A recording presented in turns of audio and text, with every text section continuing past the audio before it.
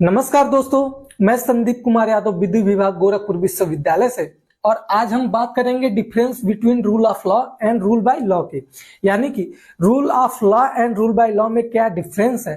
क्योंकि अक्सर जब हम क्लासेस लेते हैं या फिर क्लासेस किसी का करते हैं तो हम उसमें देखते हैं कि बच्चे कंफ्यूज होते हैं rule of law and rule by law को लेकर। क्योंकि जब भी किसी से ये पूछा जाता है कि भाई रूल ऑफ लॉ क्या है या फिर रूल बाय लॉ क्या है, तो वो एक ही समझ लेते हैं। लेकिन आज हम उसी को देखेंगे कि क्या इन दोनों के बीच में है जिससे ये दोनों डिफरेंस करते हैं। जिसमें पहला है रूल ऑफ लॉ। इसको डेवलप किया था एवी डाइसी ने, जो कि इंग्लैंड के रहने वाले थे।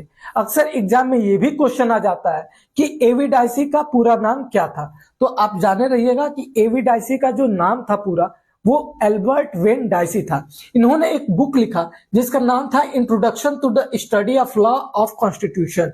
और इस बुक में इन्होंने 3 प्रिंसिपल को ले डाउन किया जो गवर्न करता था रूल ऑफ लॉ को। जिसमें पहला है सुप्रीमेसी ऑफ लॉ, यानी कि जो लॉ है वो सबसे सुप्रीम है। इसमें इन्होंने कहा कि no man shall be punished except for the violation of law, यानी कि किसी भी व्यक्ति को तब तक पनिश नहीं किया जाएगा तब तक वो किसी लॉ का वायलेशन नहीं करता है। और इन्होंने जो दूसरा प्रिंसिपल दिया था वो है इक्वलिटी बिफोर लॉ, यानी कि लॉ के समक्ष सभी कोई एक समान होगा। No man is above the law and everyone is subjected to the ordinary law of the land, यानी कि कोई भी व्यक्ति लॉ के ऊपर नहीं है और वो लॉ के समक्ष सभी एक समान है।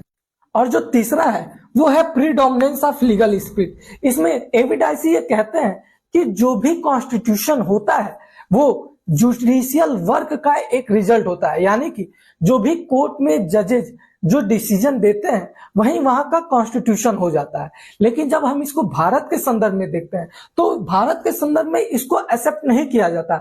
वो इसलिए नहीं किया जाता है कि भारत में सबसे बड़ा कुछ है तो वो है कॉन्स्टिट्यूशन, और हम कॉन्स्टिट्यूशन को सबसे ऊपर मानते हैं। ये नहीं है कि कोर्ट है उसमें जजेज है वो कुछ भी कह सकते हैं या फिर कोई भी डिसीजन दे सकते हैं।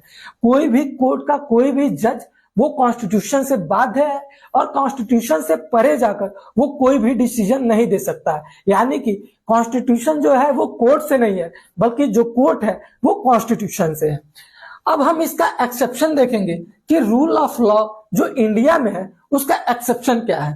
क्योंकि यहाँ पे बात किया जाता है इक्वलिटी बिफोर लॉ, यानी कि लॉ के समक्ष सब कोई एक समान है।